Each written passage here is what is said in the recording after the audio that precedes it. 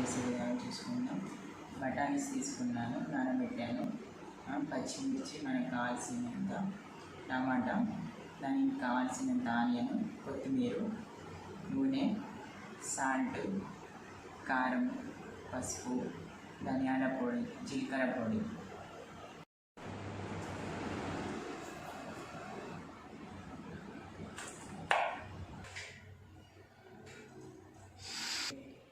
సరిపడేంత నూనె పోస్తున్నా.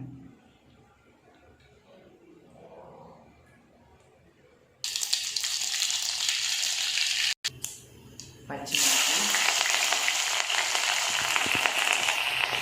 Onion,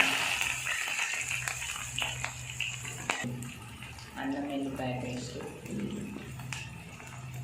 potato కాస్త కలుపుకుంటున్నాను.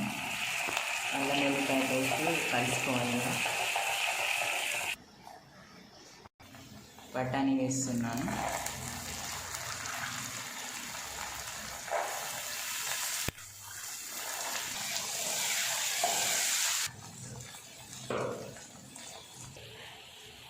చిటికెడు పసుపు వేస్తున్నాను సరిపడేంత. పచ్చిమిర్చి వేసాను కాబట్టి లైట్గా కారం వేస్తున్నాను.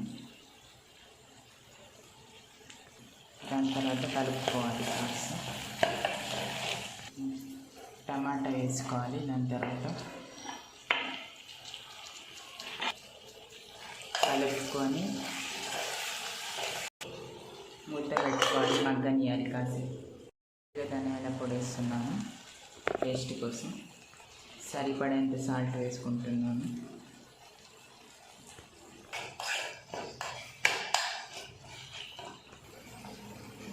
కొత్తిమీర వేసుకుంటున్నాను. అయిపోయి స్టేజ్కి వచ్చేసింది ఇప్పుడు మన కర్రీ.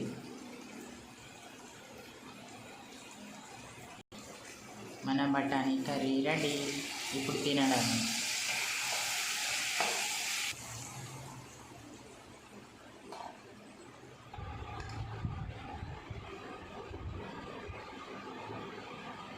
ఇప్పుడు మన బఠానీ కర్రీ ఎలా ఉందో టేస్ట్ చేసి చెప్తాను మీకు.